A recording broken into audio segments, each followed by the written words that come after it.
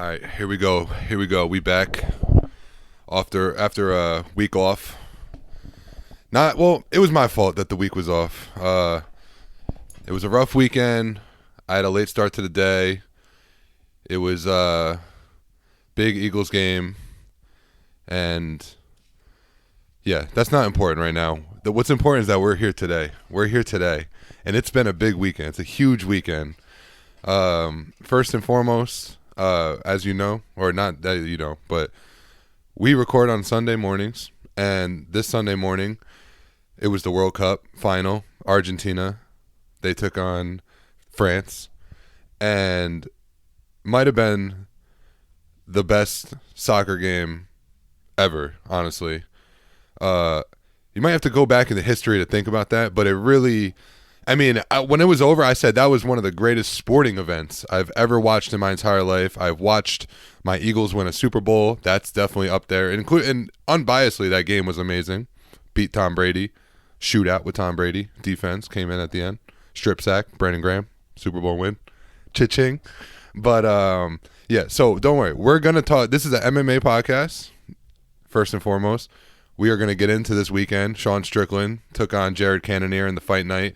A lot of good fights on this card from the beginning to the end. We're definitely going to get into some MMA talk. But, come on. It's like World Cup comes around every 4 years. And it's a special thing. No matter what, however you look at it, soccer fan or not, sometimes there's just things that are bigger than it seems.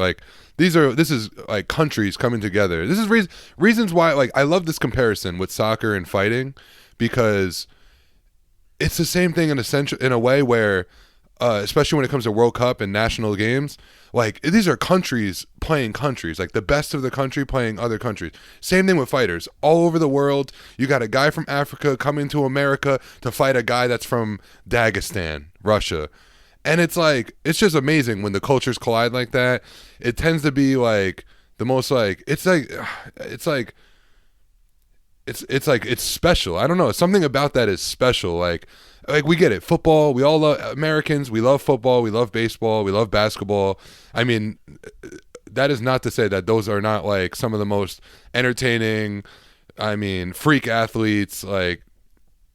Sports are great, right? But something about when the world faces off against the world, everyone's watching, more eyes are on it. People care in different ways. It's just a whole different thing when you get into it. So the World Cup, I'm probably doing a shit job at explaining it right now, but the World Cup happened, and as anyone that knows, Argentina, Lionel Messi, before this, already considered the GOAT by, I'd say, mostly everybody. Took on France, who with their new star player Mbappe, and man, it was the new versus the young.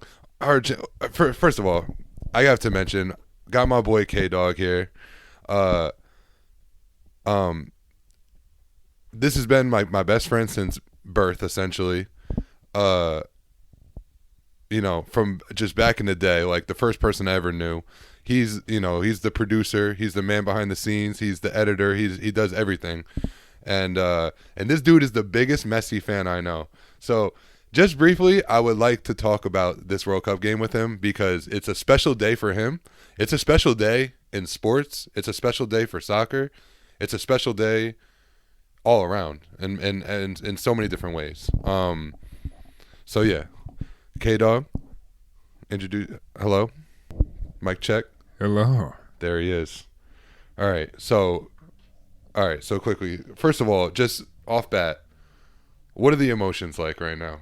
Are you still on cloud nine, right now in this moment? You have to be feeling so light. Absolutely. It's incredible. I can't even begin to describe it to you in full detail. I know. This is one of those things that I think requires time, weeks before you could even process your actual thoughts on it. I know that feeling. Sometimes it's like that with fighting all the time. You see a fight happen, it's exciting. You're that was something. Whatever I just watched was very special, and then a little time goes by. You see just to compare it recently, Israel Adesanya took on that dude Alex Pereira, and Alex Pereira it just the stakes of it were so high, and now this dude came from like, it's like humble beginnings all around from both sides. And then like when it happens, like when the moment comes and it happens, it's just like so special. You can't analyze it in one day. But there is facts to this game. It was the most wild back and forth game. Messi scores 2 goals in this game. Starts off with a penalty, right? Now fill me in a little bit because I missed the first half because 1, I woke up late, a little bit late, and 2, so when I started watching it was 2-0 already. 2-0 Argentina. And I texted him, you, and I was like, Argentina 2-0 with the fingers crossed. And it was like, what minute was it at that point? It had to be like 60th minute, something like that. Maybe around there, possibly even a little bit before. Yeah. It was. I think it was in the 50s, and it, like 2-0. It's in a game like this with the talent too of France. That's not a comfortable lead, but still, it felt like, oh shit, like they're doing it. And what happens? This man Mbappe comes in like what was it within 90 seconds, right? Yes. They got a penalty, and then they got a goal from open play. Yeah. And I saw that open play goal. Man, Mbappe was playing lights out this whole game, but scores 2 goals to tie it up in 90 seconds. In what, like the 80 minutes? Yeah, I think the first goal might have been in the 77th minute or around there. Okay. Yes. So then it goes to overtime. And what happens next? Now I'm drawing blank now. Okay, so in extra time, Argentina started to regain confidence and composure over the ball, and were able to string together passes and create chances within France's box. In the second half of extra time, Argentina had a breakaway chance that concluded with Messi putting away a rebound to put them up 3-2 with 5 minutes to go. Which was a crazy moment because it was like everything was in question. It was like at first it was, did the ball go over the line? Easy replay. It was like halfway into the goal basically. And then it was like, was he offsides? No, he wasn't. Usually those moments, right, you feel like, too good to be true. It's coming back. You hear that, you're like, oh, the ball was in the goal, but was he offsides? And 9 times out of 10 it feels like it's like, oh yeah, he was, damn it. But no, it was like it stuck. And that was like the moment of like, holy shit, like what is going on in this game? Incredible. It was crazy. I'm like getting worked up thinking about it again. I was like sitting shirtless in a chair, in my massage chair in front of the TV. Like I was saying before, like I was reacting like it was like when someone gets rocked in the UFC. I was just like every attempt, like, you know, we were talking about before, like there was many attempts in this game that were lasers on point, on goal, like shots that were just like, their goalkeeper had some good saves too. Their goalkeeper was playing lights out. But Argentina gets that goal, and then was it Mbappe again gets a penalty, or they get a penalty? They got a penalty. Mbappe wasn't on the ball. But there was a handball. Actually, no. So Mbappe was on the ball. He shot on goal, but the ball actually hit the arm of an Argentinian player, and their arm was not close to their body. It was a clear handball, in my opinion. Definite penalty. And Mbappe put it away. He did his job. Yep. Now, I want to ask you something about that, too, because what are your thoughts on a penalty? When a penalty happens, what are your thoughts on, like, being able to pick the player to come take the penalty shot? I mean, it's kind of always been that way. I know. You have your designated penalty taker. Yeah. But isn't it like, doesn't it feel like the guy that gets like who wins the penalty, who gets the foul, who draws and the sometimes foul? You will see that occur where players, maybe he steps up and wants it or something. Like you might see them give it to them. And so it depends on the context. But the designated penalty taker might say, "Hey, listen, you earned that penalty. I feel like you deserve it. Here, you take it." But the designated penalty taker has, with the coach of the team, has the right to either give that opportunity or not offer it. It's up to them. Of course, but it was like always one of those things where like I get it, and it's almost like there's no point even talking about it because it's been before time. This is a very old sport, and that's just how it's been forever. It's just always like one of those things. But you know, it is what it is. But that's part of the game, and he gets the goal. And that was like right before the end of the game, too. Right before the end of the game, and so it was looking like it's definitely going to penalties. But then they got one last chance towards the end, but Emiliano Martinez made an unbelievable save, And that allowed the game to go to penalties. And to speak about penalties briefly, Okay. the first penalty of the game, in my personal opinion, was a dive. I thought he was fouled in the slightest of tiniest ways, meaning there was contact. It wasn't like a ghost The fall first, to the floor. which first penalty? The penalty that Di Maria earned. Okay. I thought it was a soft call, Yeah, personally. yeah. However, Argentina were repeatedly in scoring position Yeah. and creating opportunities to score goals during that time, prior to that call, and even in that moment. They could have scored a goal from open play had he not decided to go down. If he would have just passed it, cut it back to someone, they could have easily scored there. So it's not that they weren't going to score. Like, the goal was always coming. It was almost justified a It was, little bit. but I still thought that it was a dive from Di Maria. Yeah. In the end, Messi did his job and put the penalty away. You will at times see penalty calls that you disagree with, and I think that there's always going to be a lot of pressure on referees to make those calls correctly. Oh my God, you can imagine.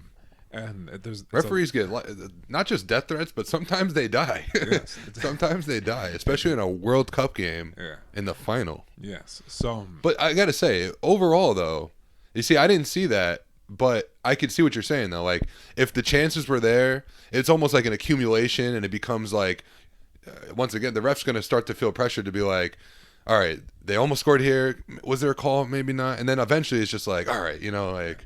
they're almost like they were playing much better than France. Yeah. Much, significantly better. France looked awful for a while. Yeah, and what was I gonna say? Yeah, France. You could tell they're like they outsized the Argentina defense for sure, and that like you could see that it was just apparent. Like they just kind of like hovered them. It's interesting because like France seemed to be like the better structured team. They are. But they have the most talent. It's insane. But Argentina was playing hard, though. I got to give them credit. There was moments where you're like, oh, you could tell that they're not as good as France, but the way they were playing was like, they made up for it. They were high energy, high intensity. They understood the challenge. I thought that the formation decision with sorry to cut you off, but you see what's happening right here? We got the Eagles game on in the background right now, and that was a run back by Bart Scott. Almost took it to the house in the enemy territory, coming out of the half. Yeah. No, the reason that they were able to be superior to France in that first half and going into the second half was the decisions within the midfield that the Argentine coach Lionel Scaloni made, where they were able to overload France in the midfield and make Griezmann have to decide how far back he'd like to drop in order to defend. He didn't want to drop back too far. It really opened things up for them. They couldn't really play the ball through the midfield. They weren't able to get to the ball to Mbappe. Argentina were able to dominate the ball and create goal-scoring chances. Man, the game though, it was a special thing. It was a special moment. Messi never had a World Cup before this. Has fought hard. He was in the final before. What was that? When they lose to Germany? 2014 lost to Germany in extra time on a kick by Mario Götze. 2014, yep. And always competitive. I mean, I would say mostly because of Messi. And yeah, they did it, man. They fucking did it. The GOAT. Called Carey. He was ecstatic. I could hear. It was like he was playing. He was out of breath. And I understand, man. It was fucking special. But yeah, I mean that pretty much sums it up, right? Absolutely. So congrats Argentina. Congrats Carey on congratulations to your Messi. boy getting it done. Congratulations to Messi. Oh man, it's a great day. It's a great day for soccer. It's like. And just to say, this is what I was thinking before. It was just simply that I felt like the game was officiated very well in a sense where nothing felt like it was given. Nothing, even though you said the thing right there, but you said there was a vibe to it. It was something. It wasn't like a blatant like out of nowhere like we're giving them a call. It was a justified thing. But overall, from everything I watched, it seemed to be like one of those special games where like it was so fair and like and we were talking. Mikey was like it was almost like. Fixed the way the game went, but nothing about it was fixed if you watched it. It was so like it was just such a sports moment, like back and forth, like the pressure was on and all of a sudden like the other team gets the momentum and it was just like it was beautiful. I love those moments in sports where you can't recreate like shit like that. And that's why we watch this shit, That's why we watch this shit. But yeah. All right, so sweet. Where else do I go from this? Yeah, just a big weekend all around. I mean, You're probably wondering why I'm wearing this fucking chain. I just dropped $50K with Ben Baller. I mean, the podcast is doing well, baby. No. I got this from City Trends for $8. One of our friends had a 90s themed birthday party, and this is literally the outfit I wore yesterday. I was like, you know what? This shit's so fly that I'm gonna wear this on the podcast. Like, so, but R.I.P. DMX. This is his memorial shirt. One time for DMX. Yeah, fun party, fun night. This was last night. Beer pong champs, me and Javi. Mark this. I want to post a picture. I took a picture. We had the Polaroid cameras for, to fit the 90s theme. Got a picture with me and Javi, the beer pong champions of last night in the tournament. Shout out my man Jav. And I can't wait to do it again and win another one soon. Maybe I'll host it. Yep. Shout out Audie. It was her birthday. Audie, love you. Yeah, all great, all around night. My man Gordo fucking hosted it at the barbershop. It was a fun night, fun all around night. UFC was an early one this weekend. Yeah, I guess it's time to get into the UFC, huh? By the way, I just want to mention that I had a magical hike yesterday too. Like, was supposed to go on a hike with my boy and his girl and our other friend. We're doing this challenge. It's not a challenge thing, but if you do like all 5 peaks in New York within a year, and you get a badge, you get a what are those called? The patch that you could like stitch on or whatever. And we have one more to go. And Pat got sick. My boy Pat got sick. And so yeah, mark this too. I want to post a picture of my hike yesterday because it was a good hike. My boy Pat got sick. I didn't go to the place that we're doing our last tower to get our patch. But I just went to the mountain that I always go to. That's literally 5 minutes from my house, and yeah, did it solo. I have some beautiful pictures, and yeah, I guess I just wanted to mention that it was it was just special. I had a lot of good thoughts on that hike. A lot of that shit just always like clears my soul. I swear to God. But yeah, so all right, let's get into the UFC now. Where do we begin? So I just rewatched the main event like right before this too. So like I said, it was Jared Cannonier took on Sean Strickland in the main event, and it was a split decision, and Jared Cannonier came away with the win. And I gotta say, I agree with the decision. It was interesting too because I just watched it with my boy Manny, who was just on the podcast last week or 2 weeks ago now. It was interesting. We were wondering how to score round 3 a little bit. Round 3 seemed to be up in the air.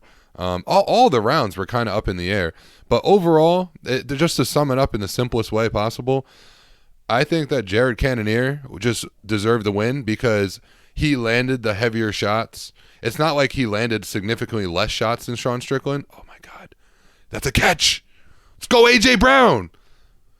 Jalen Hurts, 1 yard, classic QB sneak for the touchdown. Jalen Hurts, I think he's like top 3 right now in rushing touchdowns, including running backs and everything. MVP. And if you don't think so, go fuck yourself. For real. But yeah, sorry. So there's going to be some time. I'm going to be reacting to this game because, I mean, come on. If you're paying attention to football these days, the Eagles 12-1, best team in the NFL, MVP at quarterback, multiple Pro Bowlers on the team. How am I not getting excited for this? But yeah, just to go back, Jared Cannonier won that fight in my eyes simply off power shots, simply off damage. He seemed to just land the cleaner, harder shots. And it seemed like Strickland might have landed more in punches and bunches, little flurries here and there, maybe more frequent even, but I just feel like overall sometimes the way I tend to look at fights is it's all good to land combinations and accumulate numbers when it comes to landed strikes, but overall you think about what a fight is, like a fight, right? A fight tends to be like who got beat up, right? Isn't that like you always hear you see someone they like got a black eye or something, you're like, oh my God, what happened? He was like, oh, I got in a fight. And they're like, oh, are you okay? He's like, you should see the other guy. And they say that because it's like, oh, the other guy looks worse than me. AKA, like, I may look like this, but the other guy looks worse. And that tells you that I won the fight. And that's not always true. Sometimes someone can literally have the biggest cut, a black guy, and that came from 2 strikes, and the other guy won the rest of the fight. Obviously, it's not all just face damage and everything. But ultimately, what I'm saying is that when you have numbers behind you along with damage that you're inflicting, that ultimately is why I agree with the Jared Cannonier decision. I mean, I don't even know, like, I guess, like, it's been a busy weekend, so I haven't, like, seen the reactions from, like, the fans and the analysis and all that. But to me, it seemed like a good decision. I agree that I could see why it would be split, and I thought it was, like, a fair win. And Jared's, I don't think it was too controversial there. But so Jared Cannonier, good win. Sean Strickland, you know, not looking good for him. Got knocked out by Alex Pereira and now loses a very close decision to Jared Cannonier. Dude's a great boxer. Dude's a great fighter, but I just think he needs to get more well-rounded. He needs to develop his overall game in the UFC, because there's too many dudes that, you know, ultimately, once again, I was just talking about this with Manny, my main MMA consultant. Sean Strickland, like, he's a good boxer. He's a good stand-up striker. He's clean. You know, he has a pretty good guard. He keeps his hands high, which is good. But, like, he's not better than the best strikers, and he's not well-rounded enough to mess with the wrestlers and everything. So he needs to do something if he's going to even stay, like, you know, relevant. I mean, he's a great fighter, and he gets it done against, you know, lesser competition. But against the elite, he's never going to do anything unless he fucking develops his game more. So, yeah, that's all I really want to say about that one. But I know the co-main, can you pull up, if you want to just, like, bring this screen down at a full screen? Yeah, and then keep it up. But go to the UFC card. I know it was Armin Tsarukyan took on Ismagulov. I just want to see like the there we go. Yeah.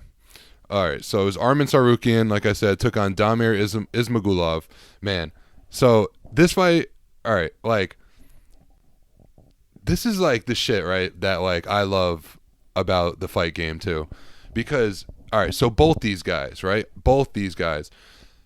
You always hear the phrase, like, levels. There's levels to this shit, right?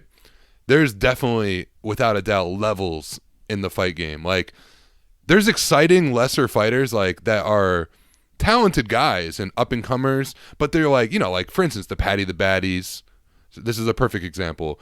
Paddy the Baddie, exciting as all hell, has a good personality, comes out, he's in great shape, he's high energy, he throws crazy, and he makes fights exciting. He can even get wins like that. I mean, arguably the last one was controversial, which I'm going to talk on that too, because last week we didn't get to talk about 282. But, like, Paddy the Baddie, that's a perfect example where high energy, people love him, he could get wins. He's good enough to get wins. But there's, like, his game is just such, like, it's here. And then these guys, like the Armin Tsarukyans and the Damir Ismagulovs, are up here, like, high top level. And what I love about this fight was, like, if you look at the fight, is it the most, like, barn burner, exciting brawl of a fight? No. But if you're paying attention, it's like that, because these are the, like, two of the most high level guys. Like, it's very rare too. This is why the UFC is the best, because they make these style matchups where you're like, Jesus, these are both high level prospects that are on their way to, like, real, like, both these guys. Armin's not ranked, Damir is ranked number 12. Both these guys could fight top 5 easily at the lightweight. Armin Tsarukyan gave Islam Makhachev his hardest fight to date. A grind of a battle of a wrestling and everything, and just all around, like, this. What I'm trying to say is just, like, these two guys are like the high level of the sport, where they don't get the shine, they don't get the glory that all these Patty the Baddies and all these other guys get. But let me tell you right now, Patty the Baddie, for instance, if Patty the Baddie fought Armin Tsarukyan, he's not winning a round for sure, and he's probably going to get taken out early. I mean, and they're both unranked fighters at lightweight. So, like, I don't know. First of all, I'm very high on Armin Tsarukyan. I love this guy. I always pick him. Ismagulov, more of the stand-up guy, which is kind of sad. Like, we didn't get to see Ismagulov's stand-up shine like it usually does, because Tsarukyan has such a high level IQ in general, but high level grappling, where he was able to just what's the word I'm looking for? He was able to what's the word I'm looking for? When you just take the wind out of someone, when you like, he was able to my brain is shit. No, it's like on the tip of my tongue, and I want it so bad, and it's causing a lull in what I'm trying to say, though. But he was able to. It's like, what's the word? It's like he was basically able to like freeze his like skills. But what I'm, you know what I'm saying? You know, it's a. I want the word so bad. Anyway, it'll come. I'm trying to let my boy get it.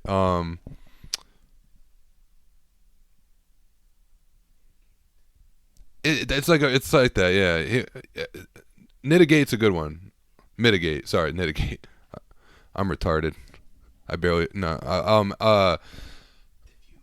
yeah, diffuse a good one too. He was able to diffuse Ismagulov's skills essentially, where like Ismagulov is so like I say, he's a high level striker, and like this guy will put the pressure on most dudes, but Tsarukyan was able to like really dig every time this dude comes out of a fight and it's a decision. I feel like he's out of breath, he's sweaty as hell, like, and they put him against killers. Like I said, he fought Islam his like first fight in the UFC.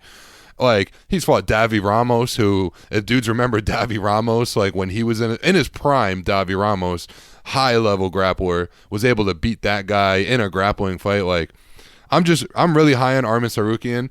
I hope to God that the UFC pushes this guy a little bit more. I hope that he gets a high. He was calling for top 5. He's not ranked. The UFC is not going to do that. But his next fight, let me tell you right now, UFC, his next fucking fight better be against a high profile fighter. And I'm not fucking playing games, because I'm tired of seeing this guy fought Gamrot in a main event in his last fight. You know, he's which was a split decision loss, but like he said in the interview, he's like, he believes he's on a 7-fight win streak because he believes that he won that fight. I would agree with him. And I just want to see this guy be pushed by the UFC a little bit more. Give him a high profile fight so we could see him demolish one of these guys that don't belong to be in the rankings. Yeah, so the top of this card was filled with these kind of fighters. Amir ALBAZI, this was the fight right before this, took on Alessandro Costa. And again, Amir ALBAZI, man, this guy came in the biggest favorite in the fight in the night. At first, it was a little technical fight, a lot of jabs thrown, a lot of feeling out process in the first round. Second round, very similar. ALBAZI was able to use his wrestling. Oh, actually, yeah, he you know what? He only used his wrestling because he dropped him with a strike, like a straight right, dropped Costa, and was able to like grind him out on the ground after that. Landed some good ground and pound for sure. It wasn't like boring. He didn't just lay and pray. He was definitely going for it on the ground. And then the third round came around. It was a good technical stand-up. Alessandro definitely held his own. And oh man, I don't know if I think because it's not a pay-per-view, I think we'll be able to post a video maybe. So I don't know if you want to mark this, but either way, man, he landed the slickest uppercut. It reminded me of like Gervonta Davis type of shit. But it was, and I love at the end too, Paul Felder asked him about this uppercut, and he said, oh, like, what made you like switch up your, because it was like he was doing the same thing a lot of time, like landing his strikes, and he's like, what made you like switch up? Like, was it a read? And I love that he shouted out his corner. He's like, that's why you have a good corner, because they see that shit and they told him like the body's there, and he said himself, he's like, if the body's there, that means up the middle's there, and he put it together and knew just to throw this uppercut, and it came from a beautiful right feint and switched it up, like came right up the middle and just sat Alessandro down and was able to get the knockout from it. And it was just a thing of beauty. It was a thing of beauty. I once again watched this morning, like just rewatched it this morning just because I felt like it, and I reacted the same way. I fucking freaked out just because how clean it was, man. I just love, like I said, going back, there's levels to the fight game. Mikey reacting to the Cowboys downstairs. Fuck the Cowboys. Hope they lose. I love how there's levels to this game, and there's levels to striking, and there's levels to grappling, and there's levels to jiu-jitsu. And man, like the read and the slick uppercut was just a thing of beauty. It was perfectly timed, it was perfectly placed, and it put a tough guy like Costa out, and he was just not able to recover. He got TKO'd out. And man, I get excited, bro. I get excited about that type of shit, bro. Cause like these are the guys like Amir Albazi. Everyone's like, for the casuals that like would ever see this like podcast or hear me talking right now, they'll be like, all right, Amir Albazi. But no, fucking Amir Albazi, baby. These are the guys that like they speak broken English. The UFC doesn't push them, but you know what they do, and it's kind of fucked up. They put these guys against hard talent to almost be like, all right, if you're as good as like you seem, you don't talk that, you're not that exciting, it's hard to push you as a face of the franchise, of the organization. We're going to put you against really hard guys, and that's going to be your route to becoming popular, is you beating high level competition early on. And like neither of these dudes are ranked. And Albazi, once again, is like a top 5 fighter in the and that's saying something, in the flyweight division, which is rocking right now. Speaking of, got first card of the year in 2023. Not the first card, first pay per view in Rio, Brazil.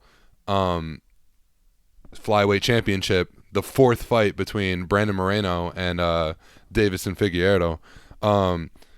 Let me just real quick, before I don't want to forget later, and it's just on my head, I want to give a shout out to one for Buffalo Wild Wings in my town.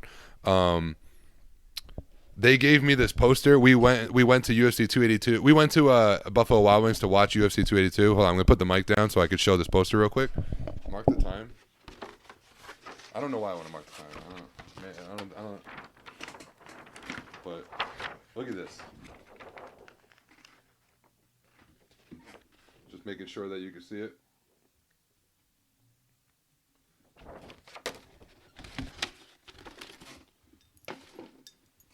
I just want to say shout out to Evan at Buffalo Wild Wings. I told you I'd give you a shout out for the poster. Granted, I did see that they had a bunch of posters and they're giving out, but this shit, like as a fan, like that shit means something to me. Like, and not to mention, you know, you just saw it. Those 2 guys that were on that poster didn't fight that night. It was a whole mix-up, and it became Jan Blachowicz versus Magomed Ankalaev. Both those guys did not fight. Glover Teixeira now fighting in Rio against Jamal Hill. So it's just a cool poster. And, like, granted, like, they give them the posters and they like to give out as they please and whatever. And, you know, probably a limited amount. But either way, like, that shit is cool as hell to me. That, like, and you know how it came about? It was pretty cool. There was a kid... And I'm so sorry I forget his name, because I said I would give him a shout out too.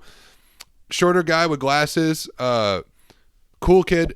Noticed that me watching the fights and like called the manager over to say like, you should give that dude a poster because like I think he would appreciate it. And then came over, like presents me like the poster basically. And then the kid comes over and stuff. He's like, I wanted you to get this poster because I could tell that you were really into the fights and everything. And I was like, God, I almost brought me to tears. I was like, I love this shit. I love Buffalo Wild Wings. And I swear to God, I might start going to Buffalo Wild Wings just so I could get the poster, because if I could collect these posters, I'd be a happy man. I mean, I'm already a hoarder, so you give me shit like that. UFC fucking memorabilia, I will take it all day. All right, let's get back on track now with the with this card because the next one was sick. Alex Caceres, Julian EROSA. Now I picked Julian EROSA to win this fight because if the ones that know, I mean, granted, the ones that know Alex Caceres too, but if you know Julian EROSA, you know this guy is a fucking technical striker and a dog. He's a dog. He got that dog in him. 100% X-ray shot dog in Julian EROSA because every fight he's in, it's a dog fight, and he stays technical. He has the cardio. He goes the distance if he needs to. He usually gets the fucking finish, and usually it's later because he breaks people. But Alex Caceres, who has such a yogi energy about him, another reason why I love Alex Caceres, which he had a really cool post interview too, because. Why did he have a post interview? Because he got the W. And how did he get the W?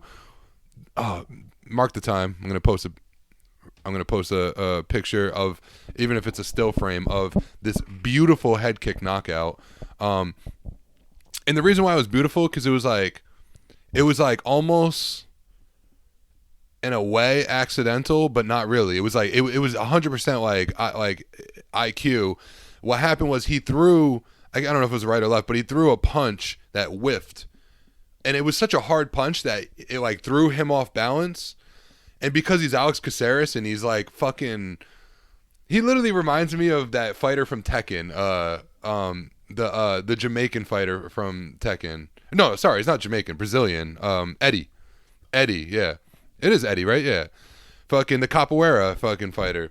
And granted, similarities, whatever, but you know, he has that movement to him for sure. Like he has like capoeira, like flowy kind of striking, and this was it. He threw a punch, kind of whiffed so much that he turned and just almost like as a last second, like I'm just gonna try this, like threw up a head kick and just like it was just perfectly placed on like the jawline, and it was enough to just sit down Julian EROSA, who I've seen take shots from some strong fucking strikers, and put him on his ass, and he wasn't able to recover. He had landed some shots on the ground, and the ref saw what he needed to see, and he stopped the fight.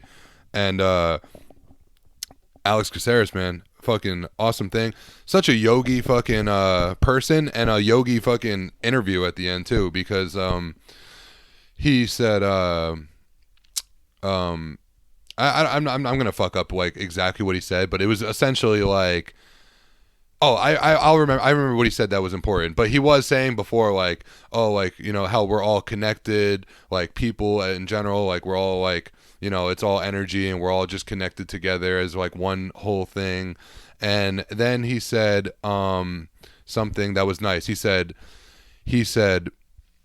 oh, and they asked him, they're like, oh, you're so chill in there. Like, how do you, like, you say you're so calm and like, you know, you have a good energy about you when you're in there. Like, were you like nervous? And he was like, oh, I was terrified. I'm scared every time. And he was like, really? And he said, I'm trying to get this quote right. He said,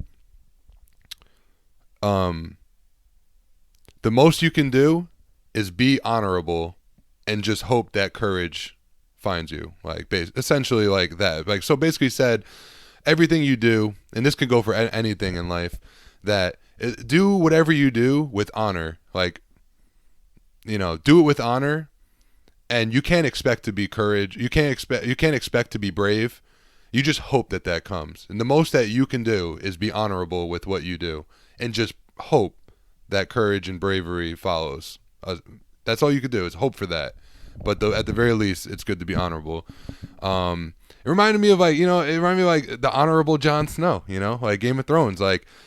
And I don't know about if you've ever rewatched that. Like I rewatched that show like at this point like maybe 3 or 4 times now, and Jon Snow is like probably the best character because there's this times, of course, you know, it just matches this. He's one of the most honorable dudes. Sometimes he makes hard decisions that are like people hate him for it, but he knows it has to be done, and you could tell it kills him. And it's like, you know, I'm risking losing support of the people, but I know it's the right decision, and I'm gonna do it. So just a touch on honor there. But yeah, I thought it was a great quote, and Alex Caceres is that dude, and I'm happy he got the win. Even though I picked Julian EROSA and I love him, Julian EROSA will be back, I'm sure.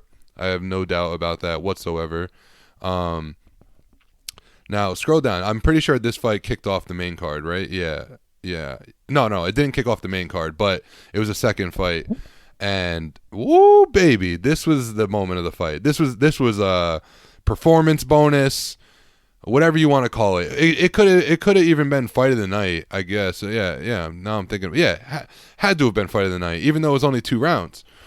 Because in this fight, Bobby Green against Drew Dober, Bobby Green comes out confident, piecing up Drew Dober, like piecing him to bits. Drew Dober, aka the Crimson Chin, is what we call him, because this guy has a fucking. First of all, look at this guy. Look at that jawline. Carry. Pull up a bigger picture. Google Drew Dober, because just Google. First of all, that's a good picture though. Look at, is that not Crimson Chin right there? That's the Crimson Chin.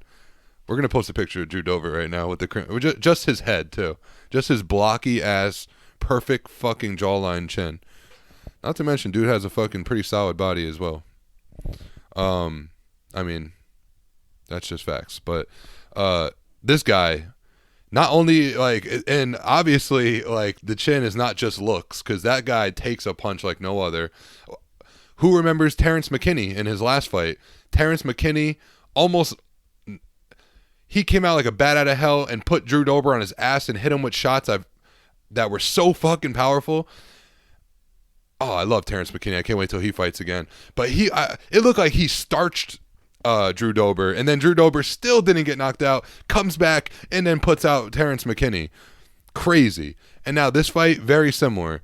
Bobby Green comes out, talking shit, confident, piecing up Drew Dober, doing the whole Bobby Green thing, hands down, talking shit, pop, just lighting him up, bloody Drew Dober. And what happens? Drew Dober smiles right through it. He's like, all right, next round, we'll see. And just lands such a clean, perfect shot that put Bobby Green out. And we all know Bobby Green has a chin as well. So, but oh man, I love that shit. It was sick. It was just like he was getting pieced up. It was starting to look like, oh shit, Bobby Green is probably going to do what Bobby Green does and just do this all night. And like Drew Dober's not going to get knocked out, but he's just going to keep getting in touch.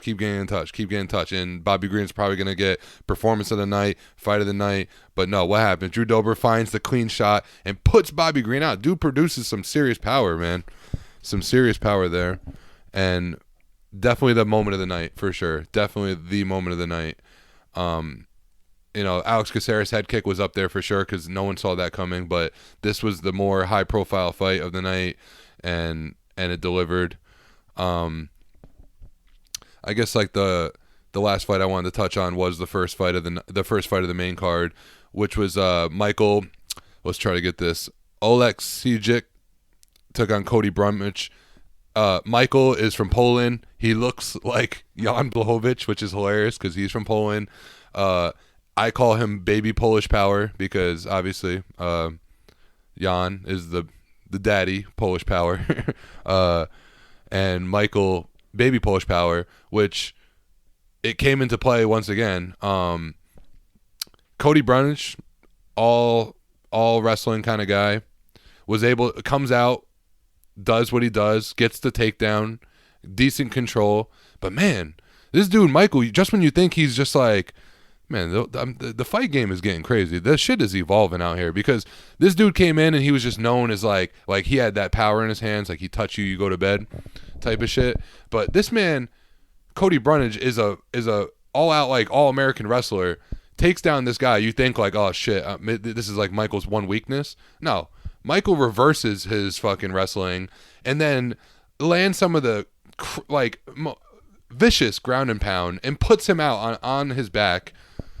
And it was just impressive. I mean, I don't know what else to say about it. It was just like, I guess what was so impressive was the fact that it came from a reversal on the ground. Like Cody had no problem getting him to the ground, but it was the fact that Michael had this sick scramble that was able to reverse position, ended up on top, and did not waste time and to throw in some serious power in his ground and pound and put Cody Brundage out.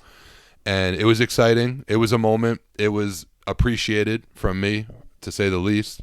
Overall, it was a great fight. It was a great night of fights. I scrolled down. I just no need. The one. This is the one that didn't deliver was the girls, which was upsetting because the matchup you thought it was going to be a great match with Cheyenne Velismus, Corey McKenna. Cheyenne, gorgeous girl, love her. One of my UFC crushes right there. Took on Corey McKenna. Corey McKenna, usually a stand-up fighter, but just laid and prayed the whole time. The first round was good, and then the rest of it was just she just laid on Cheyenne, got a decision win. That was like the one fight that I would say was actually boring. Go down. What else was on this? Jake Matthews, Semmelsberger. That was a great fight. Amazing fight. Back and forth war. What would you say? Oh yeah. Yeah. So that was crazy. Jake. That was literally back and forth. Until Semmelsberger just finally got it done. Unanimous decision. It was rightfully so. Said Nurmagomedov took on Kakhramonov. Once again, example of like the high levelness to the sport. But Said had to like. It's sad because Kakhramonov, you could tell from Uzbekistan. The Uzbekistan, they're like the new Dagestans. Like if you're from Uzbekistan, you are a problem. Definitely. But like, so Kakhramonov looked like he was like the better, well-rounded fighter, held his own in the grapple department, but Said just, I don't know if it's the name, he's not even related blood-wise to Khabib, but maybe it's just that power of that name. But either way, the dude just doesn't get tired and was able to, he did what he had to do to get the win, which is respectable, honestly, and honorable, because sometimes they get these fighters, they get pressured to perform in a way where like to be exciting, and if they're not, they get like almost penalized for it. But Said did what he had to do. He got the single leg every time, and he was able to get the control time and grind him out for a win. So shout out Said. It's respectable. Keep going. Just to Rafa. Oh, this was a bloody one. Rafa Garcia versus what's this guy got? One name, Maheshtate from China. Yeah, this was a bloody war. It was kind of cool at the end of this one. This is one of those rare moments where it was a war, and then at the very end, when it ended, they still stood up and were like yelling at each other, like "Fuck you, no, fuck you." They were literally trying to push the refs to keep fighting, which is always like, some people look down on that, but hey, it's fighting. Sometimes you're a sore loser, and sometimes emotions get the best of you. It's one of the most high emotions you could be in is fighting, like Brian Battle sadly took this fight on short notice. Another fucking beast of a man. Fakhretdinov, this guy, I mean, scary. Like look out for this guy in the future. It's like another fucking Hamzat type of dude on the rise. But Brian Battle, shout out Brian Battle. He took this fight on very short notice, and the dude's a G. And talk about someone who also has a great personality and a great like just aura about him. Brian Battle's the man. I love Brian Battle. And respect. He took on, this dude said they asked like 3 or 4 people to fight him before Brian Battle. They all said no. Brian Battle stepped up and took the fight, and he did pretty well. He reversed it when he had to. He did all right for a short notice fight against a savage. And Manel Cape, he had a fucking great win over David Dvorak. Great win. Scroll. Yeah. I mean, overall, it was just a good night, man. It was a fun night. Great fights. Great weekend. Sad because this is the last UFC of the year, and the next one's not till January 14th. What a fucking layoff. I hate this time of year. The end of the year when there's the 2, 3, 4 weeks off of UFC. So sad. But I'll tell you what, UFC's coming back with some bangers though. I know Kelvin Gastelum's the first fight night, takes on Imavov. That's going to be a good one. Kelvin Gastelum's become like the new like middleweight gatekeeper almost. Imavov, what's that fight going to look like? Imavov is gigantic, and Kelvin's so short for a middleweight. I don't know what that's going to look like, because I don't know. That's going to be interesting because both dudes are really good strikers too. So can't wait to see it. Like I said, first pay-per-view in Rio. Jan Blachowicz takes on Jamal Hill. Interesting matchup. Interesting how it all came about. And the funniest part about that is now the light heavyweight has changed hands like 3 times in the last like 2 months or whatever.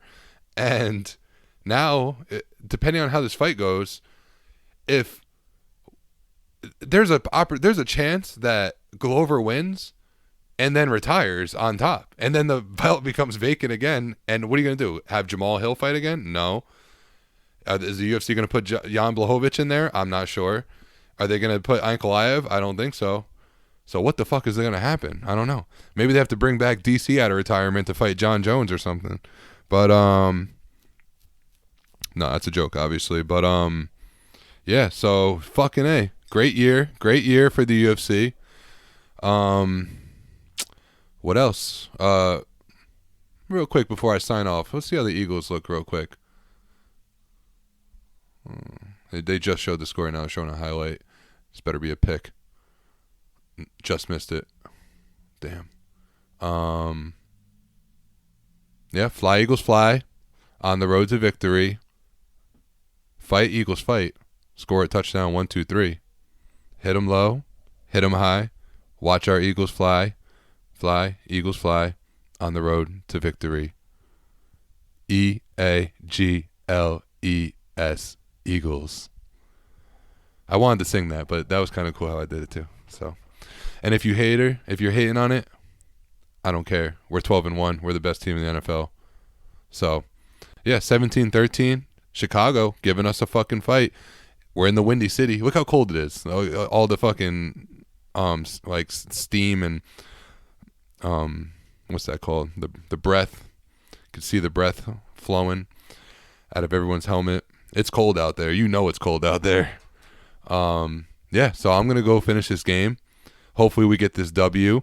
And you know what? My brother's coming up for post-Christmas, and he'll be here, and I'm sure he's going to make another appearance on the podcast. So we'll still talk some shit. I'm sure there's always news going on in the UFC. I'm sure we'll take like 1 week off maybe in between now and when the fights come, but it's not going to be next week. Next week we're going to be on, and maybe I won't take off any week. I like doing this shit. I enjoy it, and as long as I got my boy here to help, it's going to get done. So best believe that. Good things are to come in the future. I'm going to try to get more like different types of guests on. Who knows? Maybe even 20. We're going to set a goal right now. I mean, this is not like end of the year episode, but I just want to say the goal for 2023 is to get one fighter, no matter who it is, from the UFC roster, or actually any fighter, Bellator, whatever, anyone that I deem like that I want to, like, I feel like I'm going to reach out to and hopefully get at least 2023. I'm going to try to get one fighter on this podcast. I'm going to do my best to grow this bitch. I'm going to do what it takes to be a great content creator with the help of a very talented K DAWG, aka Carrie. And yeah, we're going to rise to the top, baby. So we'll see you next week. Love you. Goodbye.